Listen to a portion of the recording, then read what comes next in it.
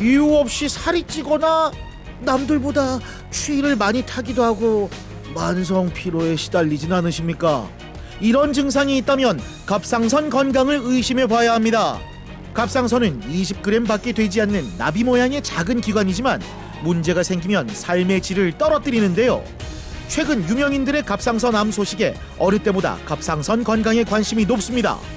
공개 클리닉 웰에서는 우리를 위협하는 다양한 갑상선 질환에 대해 제대로 알아봅니다. 항진증, 저하증이 대표적인 증상으로 알 수 있을 것 같은데 아무래도 환자분들도 그런 증상으로 오시는 분들이 많으신 건가요?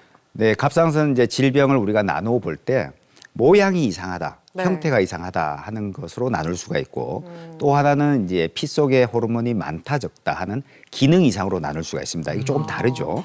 그래서 형태 이상은 우리가 이제 초음파나 CT 같은 것으로 이제 형태를 구분하게 되는 거고요. 이런 질병으로서는 갑상선 염증 또는 갑상선 혹, 종양 이렇게 나눌 수가 있고 피 속에 기능이 이상이 있는 것은 이제 기능이 이제 과다하게 되는 항진증, 또 기능이 떨어지는 저하증 이렇게 나눌 수가 있습니다. 이 검사는 피를 가지고 하게 되죠. 얼마나 역할을 하길래? 예, 호르몬의 이제 굉장히 마법이죠. 예, 각 호르몬 기관은 어떤 경우에는 1g도 안 되는 호르몬 기관들이 있습니다. 그렇지만은 그 호르몬이 나와서 하는 역할은 굉장히 강력합니다. 그 중에서 갑상선 호르몬은 우리 몸의 에너지 대사를 관장하게 되는데요.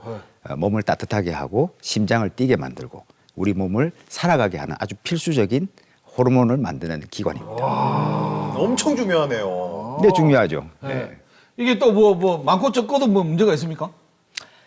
갑상선 호르몬이 이제 많아지면은 우리가 그것을 항진증이라고 그러고, 항진증. 네, 그리고 적게 분비되면 이것을 갑상선 기능 저하증이라고 이야기하고 있습니다. 그것도 이름이 다 있구나. 그러면은 지금 말씀하시는 뭐 아니 그러면 이제 항진증, 저하증 그러면 이제 호르몬이 많냐 적냐의 차이인데 네. 이 증상 차이가 엄청나게 다를 것 같은데요. 완전 반대죠. 네. 자, 항진증부터 먼저 살펴보면 항진증은 이제 보일러를 계속 돌리고 있는 상태가 됩니다. 그래서 아까 체온을 유지시켜 준다고 했는데 체온이 과도하게 이제 올라가게 되는 거죠.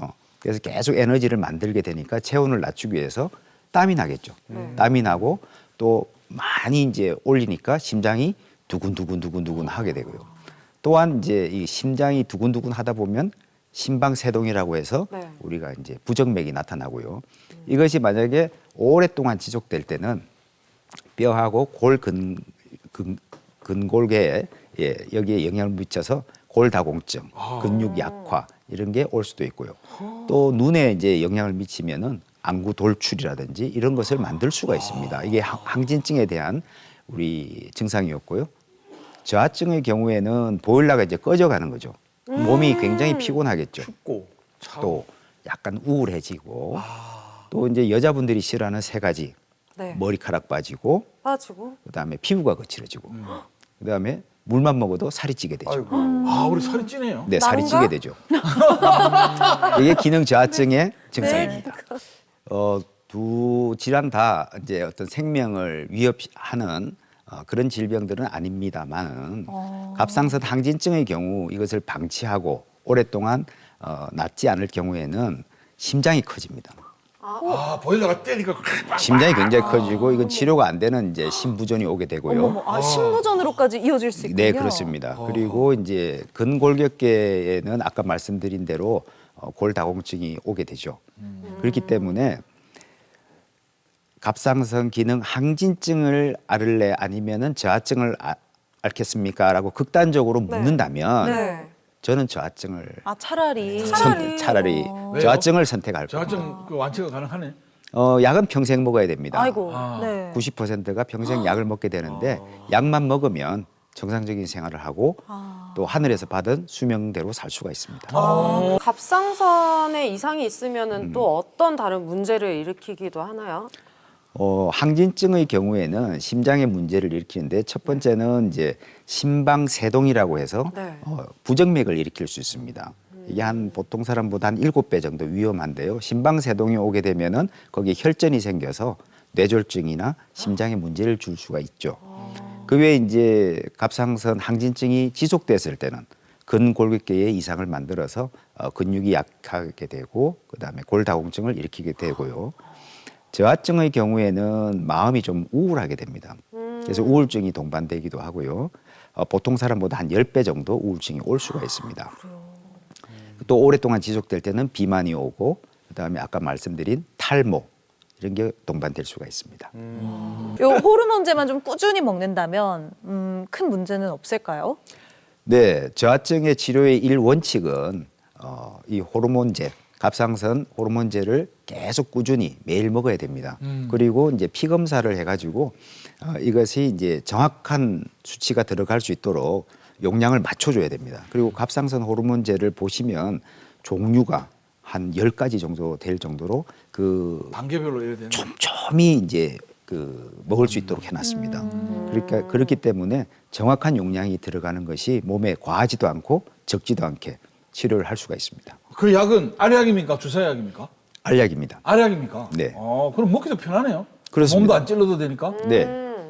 아침에 비타민처럼 하나 먹으면 됩니다. 갑상선 기능 저하증이 있으면 여자분들의 경우 임신이 어렵다. 원장님 정답은요? 정답은 O입니다. 갑상선 저하증이 있으면 그 수정란이 착상이 힘들고 또 착상이 되더라도 유산이 잘 됩니다. 호르몬 문제 때문인가요? 그렇습니다. 그래서 갑상선 저하증이 있거나 또는 정상이라 하더라도 우리 갑상선 자극 호르몬이라고 뇌에서 나오는 호르몬이 정상이 1에서 4까지인데요. 보통 사람 같으면 임신을 하지 않았으면 치료를 하지 않아도 되는 한 2.5나 3 정도만 되어도 치료를 해줘야 됩니다. 그래가지고 갑상선 호르몬을 좀 정상으로 만들어 놓고 또 임신이 될 수 있는 수준까지 만들어 놓고 임신을 하거나 또 인공 수정을 하는 것이 임신에 유리하게 되고요. 또 기능 저하증 상태에서 혹시 임신이 됐다 하더라도 만약에 이걸 치료를 하지 않으면 태어나는 아기가 산수를 또는 수학을 좀 잘 못할 정도로 지능이 좀 떨어지게 됩니다. 유전이 되는 거네요. 실제로 정말요? 그런 네. 영향까지 있군요. 이제 그렇구나. 임신 24주까지는 엄마가 주는 갑상선 호르몬을 가지고 살아가기 때문에 24주가 지나야 자기가 만드는 갑상선 가지고 살게 됩니다. 그 전까지는 이제 이게 신경계 발달을 하게 되는데요. 아무래도 어머니 호르몬이 부족하게 되면 이 신경계 발달이 더딜 수가 있습니다. 네. 부부 사이 임신이 안 됐을 경우에는 요 갑상선 저하증도 의심해 볼 수도 있는 거네요, 오히려 또. 네, 난임 클리닉에서는 이 검사가 필수로 들어가 있습니다. 아, 진짜요? 네. 맞아. 요즘 뭐 산전 검사 뭐 이런 것도 하고 사실 엽산 같은 것만 해도 꼭 챙겨 먹곤 하잖아요. 맞아요. 네, 그 전에 진짜 엄마 아빠들의 예비 엄마 아빠들의 건강 관리가 먼저일 것 같아요.